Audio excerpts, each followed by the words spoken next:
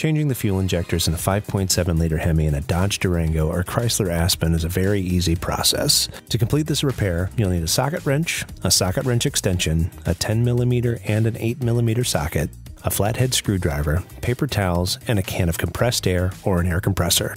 Before removing anything, you'll need to release the fuel pressure in the engine. Start by removing the fuel pump solenoid in the underhood fuse box, then remove your gas cap.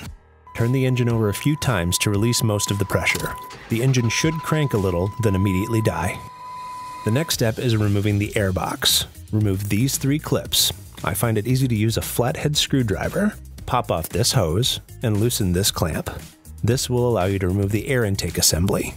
You'll then need to remove the electrical connector to this sensor on the airbox. Then use your 10mm socket and extension to remove the bolts holding the airbox on. Once the bolts are removed, carefully pull the airbox off of the engine. You'll need to relieve all pressure from the fuel line. On the rail on the passenger side, remove this cap and set it aside. With a paper towel or rag at the ready to soak up any gasoline, use a small screwdriver to depress the valve. Depress the valve a few times until no more fuel comes out. Depending on which injector you need to replace, you'll need to use your 8mm socket to remove the 2 bolts holding down its fuel injector rail. These will take some time to loosen, so get ready to ratchet.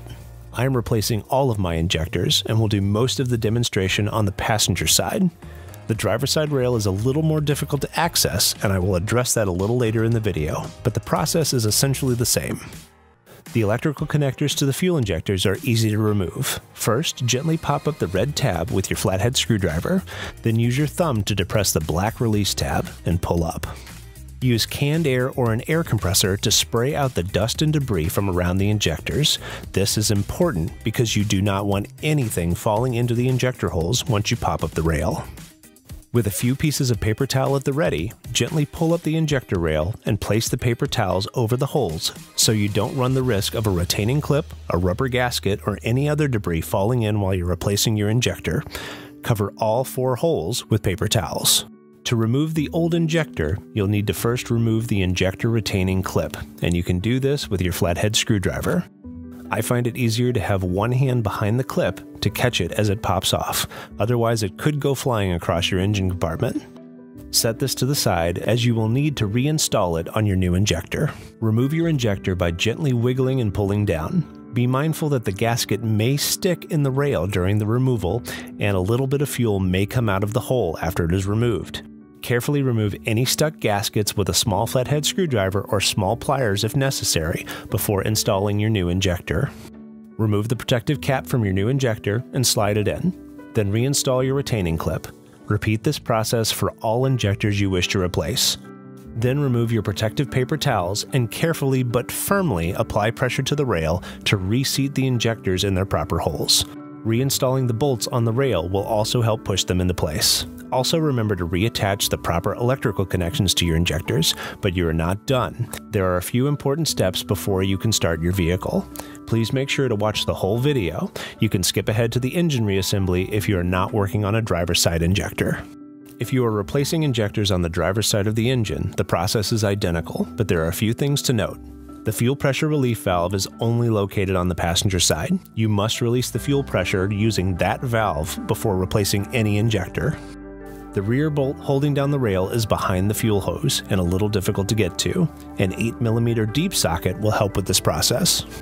The frontmost injector will need to be rotated to clear a few pipes before you can properly lift the rail. And finally, unless you remove the fuel line, you will not be able to rotate the entire rail to easily access all of the injectors like you can on the passenger side. This does not make access impossible, just a little difficult.